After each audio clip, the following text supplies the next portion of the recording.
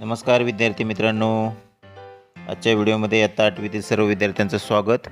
विद्यार्थी मित्रांनो, पाठीमागील व्हिडिओमध्ये आपण अँड्रोक्लिस अँड द लायन ही स्टोरी अभ्यासलेली आहे. त्याचबरोबर या स्टोरीमधील साईड क्वेश्चन्स, मार्जिन क्वेश्चन्स पाहिलेले आहेत. आजच्या व्हिडिओमध्ये आपण English workshop and language study या ॲक्टिव्हिटीज पाहणार आहोत. अँड्रोक्लिस अँड द लायन या स्टोरीवरती आधारित असणाऱ्या इंग्लिश वर्कशॉपमधील त्याचबरोबर लँग्वेज स्टडीमधील ॲक्टिव्हिटीज आपण या ठिकाणी पाहणार आहोत. चला तर पाहूया. तर बघा विद्यार्थी मित्रांनो, इंग्लिश वर्कशॉपमध्ये आपल्याला फर्स्ट ॲक्टिव्हिटी दिलेली आहे. ती ॲक्टिव्हिटी कशी सोडवायची हे या ठिकाणी आपण पाहणार आहोत. चला तर पाहूया. विद्यार्थी मित्रांनो, इंग्लिश वर्कशॉपमधील फर्स्ट ॲक्टिव्हिटी पाहूया. A. Match the phrases in column A with their meanings in column B. ए कॉलममध्ये फ्रेजेस दिलेले आहेत, बी कॉलममध्ये त्या फ्रेजेसचे अर्थ दिलेले आहेत. तर यांच्या आपल्याला जोड्या लावायच्या आहेत. तर जोड्या या ठिकाणी आपल्याला कशा लावायच्या आहेत तर तुम्ही पाहू शकता, या दोन कॉलमच्या खाली 1 2 3 4 5 अशा प्रकारचे नंबर दिलेले आहेत आणि त्याच्या पुढे CFEAB अशा पद्धतीने त्या जोड्यांची उत्तरे लिहिलेली आहेत. म्हणजे ए कॉलममधील नंबर 1 लुकिंग आउट फॉर याची जोडी ट्राईंग टू सर्च फॉर ही आहे, म्हणून तिथं आपण 1च्या पुढे सी लिहिलेलं आहे, कारण 1चं उत्तर सी आहे. ठीक आहे, अशा पद्धतीनेच तुम्ही पण ॲक्टिव्हिटी पूर्ण करायची आहे. लुकिंग आउट फॉर म्हणजे काय तर च्या शोधात असणे किंवा एखाद्या गोष्टीच्या शोधात असणे किंवा त्याचा प्रयत्न करणे. त्यानंतर next number 2 face to face, समोरासमोर, त्याचं उत्तर आहे F in front of each other म्हणजे एकमेकांच्या समोर.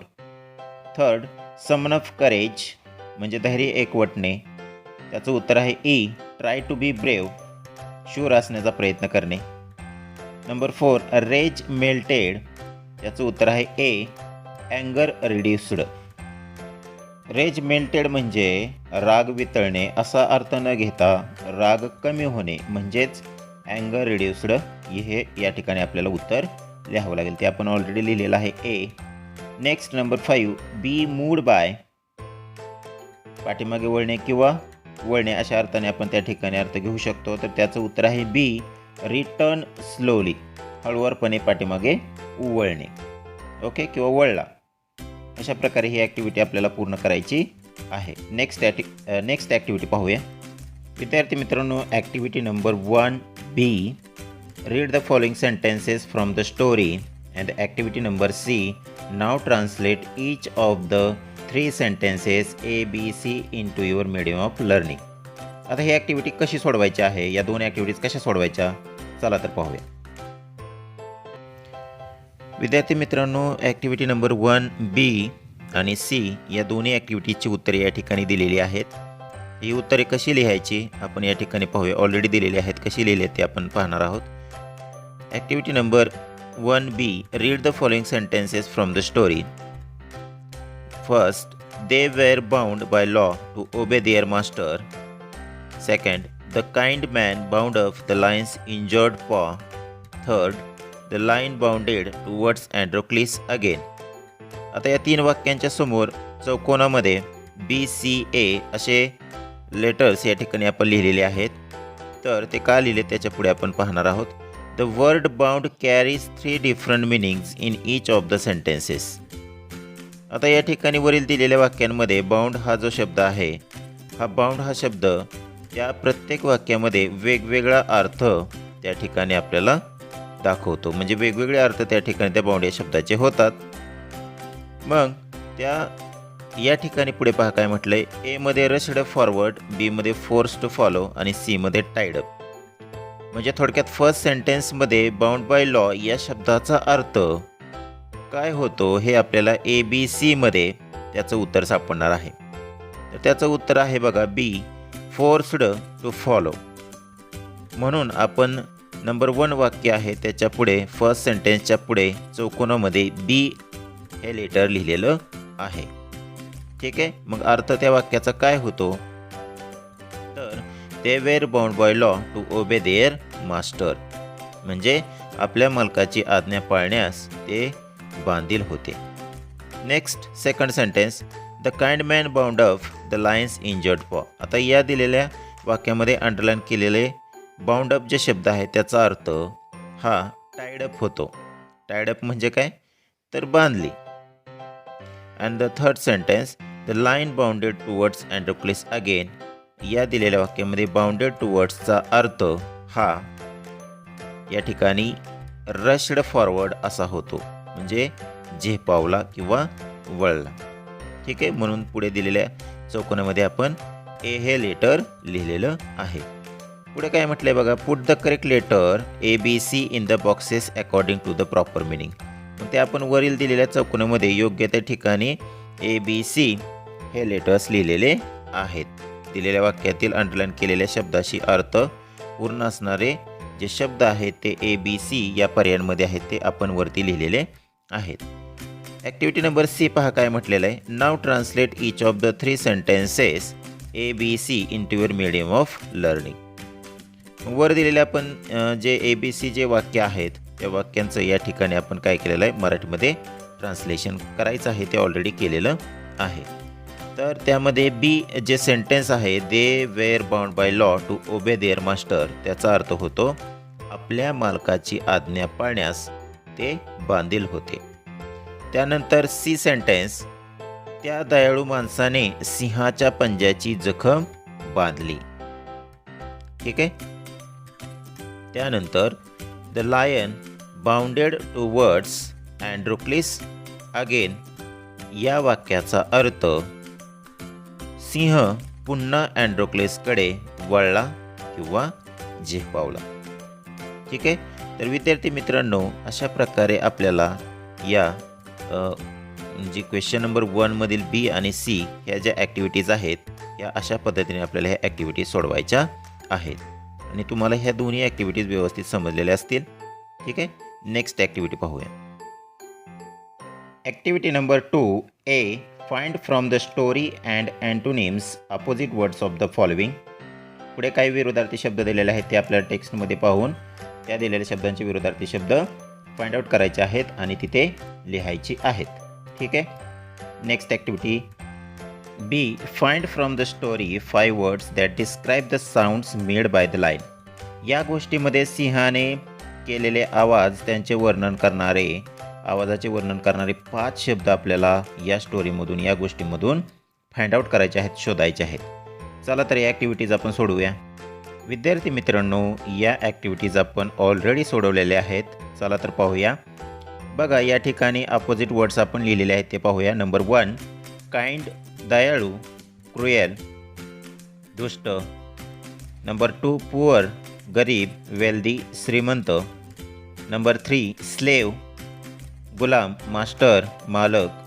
हाय, उच्च, लो, कमी. पनिशमेंट, शिक्षा, रिवॉर्ड, बक्षीस. अनबाउंड, बांधील नसणे, बाउंड, बांधिलकी असणे. टेंडर, टेंडरसाठी आपण सौम्य किंवा मृदू किंवा शांत. फेरेसियस, भयंकर. Next happy, sad, dismayed. Okay, अशा पद्धतीने ॲक्टिव्हिटी सोडवायची आहे. B activity, find from the story 5 words that describe the sounds made by the lion. या स्टोरीमध्ये सिंहाने केलेले आवाज, त्या सिंहाने केलेल्या आवाजाचे वर्णन करणारे 5 शब्द या स्टोरीमधून आपल्याला फाइंड आउट करायचे आहेत, शोधायचे आहेत. ते ऑलरेडी ते शब्द आपण फाइंड आउट केलेले आहेत आणि या ठिकाणी ते शब्द लिहिलेले आहेत. तुम्ही पाहू शकता. First word moaned, whimpered, bounding, roaring and purr. Okay. Next activity पाहूया. Activity number 3 write the reactions that followed each of the actions given below. आता पुढील झालेल्या ज्या क्रिया आहेत त्या क्रिया झाल्यानंतर त्याच्या पाठीमागे ज्या झालेल्या प्रतिक्रिया आहेत त्या आपल्याला या ठिकाणी लिहायच्या आहेत. चला तर पाहूया. बघा विद्यार्थी मित्रांनो, या ॲक्टिव्हिटीचे आन्सर्स या ठिकाणी ऑलरेडी आपण दिलेले आहेत. त्यामध्ये ए सेंटेन्स पाहूया. Action, Androcles did not like his cruel master. अँड्रोक्लिसला त्याचा क्रूर असा मालक अजिबात आवडत नव्हता. सो म्हणून त्याने काय केलं, he escape from his clutches, त्याच्या तावडीतून तो पळून गेला. Next number B, the lion looked at Androcles piteously. Lion हा अँड्रोक्लिसकडे करुणेने पाहत होता. So he moved very cautiously towards the lion, आणि म्हणून अँड्रोक्लिस हा सिंहाकडे काळजीपूर्वक जबाबदारीने पुढे गेला. Next number C, Androcles bandage the lion's injured paw. So अँड्रोक्लिसने सिंहाच्या पंजाची जखम बांधली, त्यामुळे the lion licked his arm to show his gratitude. सिंहाने अँड्रोक्लिसचे हात चाटले आणि त्याची कृतज्ञता त्याने व्यक्त केली. Number D, a hungry ferocious lion was released into the arena. So त्याचं उत्तर लिहिलेलं आहे, लहान अक्षरात लिहिलेलं आहे जागा पुरत नसल्यामुळे. तर बघा, Androcles was filled with fear but he showed he was not afraid. ज्यावेळेस त्या भयंकर अशा क्रूर त्या सिंहाला, भुकेलेल्या सिंहाला त्या एरेनामध्ये आखाड्यामध्ये सोडलं जातं, त्यावेळेस Androcles was filled with fear. Androcles खूप घाबरतो, but he showed he was not afraid, पण तो त्या ठिकाणी तो घाबरलेला नाही हे दाखवतो. Next E, the lion reached Androcles and. बघा, सिंह अँड्रोक्लिसकडे गेला किंवा त्याच्या दिशेने गेला. It began to purr and rub its nose against him. त्याने सिंहाने आवाज केला, गुरगुरण्याचा आवाज, आणि त्याने त्याचं नाक हे अँड्रोक्लिसच्या अंगाला घासले. Next sentence, the emperor asked Androcles what other reward he would like. So राजाने अँड्रोक्लिसला दुसरा कुठलं रिवॉर्ड तुला पाहिजे का असं विचारल्यानंतर त्यावरती रिॲक्शन त्या अँड्रोक्लिसची काय होती. He replied that he wanted the lion to be set free. त्यावरती त्याने उत्तर दिलं की ज्या पद्धतीने अँड्रोक्लिसला त्या राजाने सोडलेलं होतं, मुक्त केलेलं होतं, तसंच त्या सिंहाला देखील राजाने मुक्त करावं अशी त्याची इच्छा त्या ठिकाणी असते. ओके, अशा पद्धतीने ही ॲक्टिव्हिटी विद्यार्थी मित्रांनो पूर्ण करायची आहे. नेक्स्ट ॲक्टिव्हिटी पाहूया. Activity number 4, write in your own words 3 to 4 sentences about each of the following. आता पुढे आपल्याला या ठिकाणी 3 प्रश्न दिलेले आहेत. त्या 3 प्रश्नांची उत्तरे आपल्याला 3 ते 4 ओळीमध्ये लिहायची आहेत. स्वतःच्या शब्दामध्ये आपल्याला इथं उत्तरं लिहायची आहेत. ऑलरेडी या ठिकाणी या प्रश्नांची उत्तरे मी दिलेली आहेत. चला तर फर्स्ट क्वेश्चन पाहूया. The conditions of slaves in ancient Rome. त्या प्राचीन रोम काळामध्ये गुलामांची परिस्थिती काय होती, त्याचं उत्तर answer.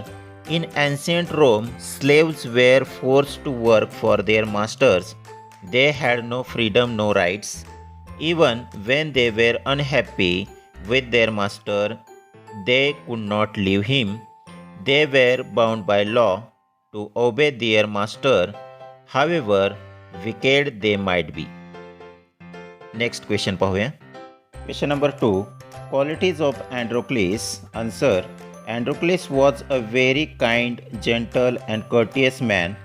He obeyed his master, however wicked he was. He was brave and was a man with gratitude. He was a selfless man because when the king asked him to take a reward, he didn't want anything for himself but wanted the lion to be set free. Next question number 3. Even wild animals can be our friends. Answer. Wild animals also have a soft nature. Only when they see threat in us they are bound to react. If we can be friendly with them and show them we are not there to harm them but help them, they can be good friends with humans. Examples. Many wild animals are tamed in the zoo. Animals also become friendly with the people who visit the cages and take care of them. ठीक आहे, अशा प्रकारे या प्रश्नांची उत्तरे तुम्ही लिहायची आहेत. नेक्स्ट ॲक्टिव्हिटी पाहूया. विद्यार्थी मित्रांनो, आपण लँग्वेज स्टडी जो या ठिकाणी आपल्याला जो टॉपिक दिलेला आहे ऑक्झिलरी वर्ब्स, हा टॉपिक आपण डिटेलमध्ये एक स्वतंत्र असा व्हिडिओ तयार करणार आहे आणि त्या व्हिडिओमध्ये डिटेलमध्ये हा टॉपिक आपण पाहणार आहे. पण या दिलेल्या टॉपिकवरती आपण थोडक्यात या ठिकाणी माहिती घेणार आहोत. चला तर पाहूया. तर बघा विद्यार्थी मित्रांनो, लँग्वेज स्टडीमध्ये आपल्याला जो टॉपिक दिलेला आहे तो म्हणजे आहे ऑक्झिलरी वर्ब्स. ऑक्झिलरी वर्ब्स म्हणजे काय आपण या ठिकाणी पाहूया. बघा काय म्हटलं आहे, verbs that help to form tenses, moods and voices are called auxiliary helping verbs. म्हणजे जी क्रियापदे काळ, मनस्थिती आणि प्रयोग व्यक्त करण्यासाठी वापरली जातात अशा क्रियापदांना सहाय्यकारी क्रियापदे म्हणतात. For example be, can, may, will, okay, etcetera. The three most common auxiliary verbs which can stand alone in a sentence are forms of be, do and have. They are called primary auxiliaries. तर बघा be, do and have ही नेहमी वापरली जाणारी, सामान्यतः एखाद्या वाक्यात एकटीच वापरली जाणारी सहाय्यकारी क्रियापदे आहेत. तेव्हा त्या सहाय्यकारी क्रियापदांना आपण प्रायमरी ऑक्झिलरीज म्हणतो. फॉर एक्झाम्पल या ठिकाणी बघा she is a student of class 8. बघा या दिलेल्या वाक्यामध्ये इज हे सहाय्यकारी क्रियापद एकटेच वापरलेले आहे, ते क्रियासोबत वापरलेले नाहीत. मेन क्रियापद आले का त्या वाक्यात? आलेलं नाही. त्यानंतर next sentence he does his work well. या दिलेल्या वाक्यात देखील डज हे सहाय्यकारी क्रियापद की जे डूचं आहे आणि इज हे बीचं रूप आहे, लक्षात घ्या. तर डूचं रूप कोणतं? डज. तर हे जे आलेलं आहे ते एकटंच आलेलं आहे, मेन क्रियापदाबरोबर आलेलं नाही. नेक्स्ट सेंटेन्स आहे आय हॅव अ कोल्ड. या दिलेल्या वाक्यात देखील तुम्ही पाहू शकता हॅव हे जे क्रियापद आलेलं आहे सहाय्यकारी क्रियापद ते एकटंच आलेलं आहे, त्याच्यासोबत त्याच्यापुढे मेन क्रियापद आलेलं नाही. मग टू बीची रूपे कोणकोणती आहेत तर या ठिकाणी तुम्ही पाहू शकता am, is, are, was, were, will, shall be. ठीक आहे. त्यानंतर डूची रूपे कोणकोणती आहेत तर दिलेली आहेत डू, डज, डीड हे डूची रूपे आहेत. आणि त्यानंतर हॅवची रूपे आहेत हॅव, हॅज, हॅड ही हॅवची रूपे आहेत. तर ही आपण वाक्यामध्ये एकटी वापरू शकतो. त्या ह्या सहाय्यकारी क्रियापदासोबत आपण मेन क्रियापद नाही वापरलं तरी चालतं, तरीही त्या वाक्याचा अर्थ पूर्ण होतो.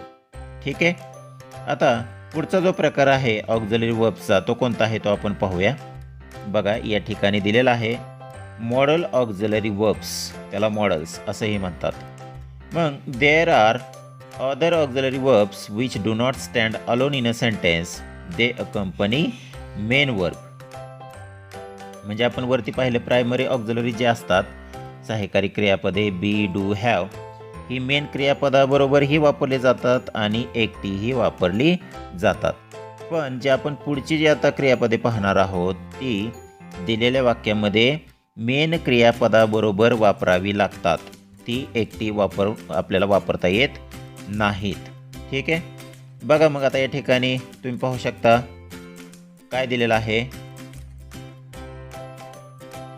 They are.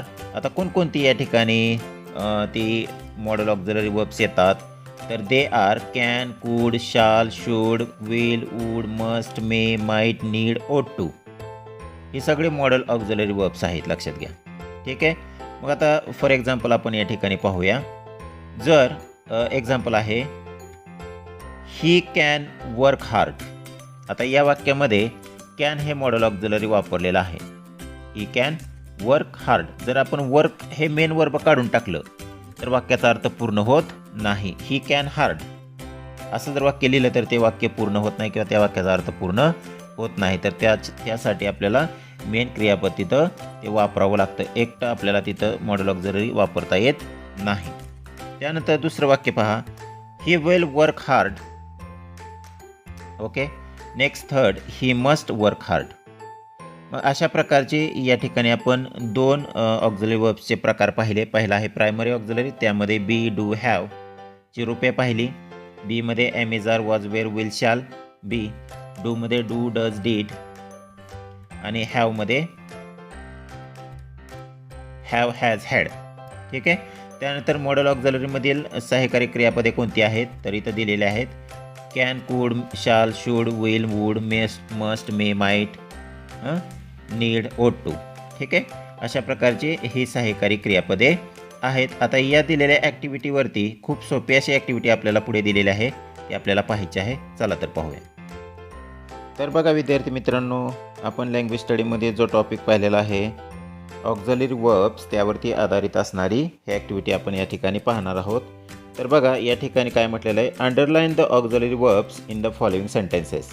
आता आपण पाहिलं ऑक्झिलरी वर्ब्स कोणकोणते आहेत ते तुम्हाला सर्वांना माहीत झालेले आहेत. तर फक्त या दिलेल्या वाक्यामध्ये काय करायचं आहे, तर ऑक्झिलरी वर्बला फक्त अंडरलाईन करायचे आहे. अशा प्रकारची ॲक्टिव्हिटी आहे, खूप सोपी अशी ॲक्टिव्हिटी आहे. तर बघा या ठिकाणी फर्स्ट सेंटेन्स आपण पाहूया. We have a holiday tomorrow.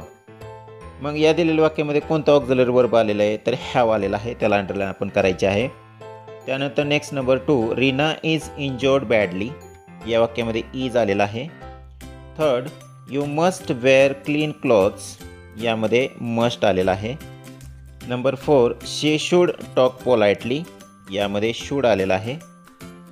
Next 5, they did not help me. या वाक्यामध्ये डीड हे ऑक्झिलरी वर्ब आलेला आहे. Number 6, a big thorn had pierced the lion's toe. या ठिकाणी हॅड आलेला आहे.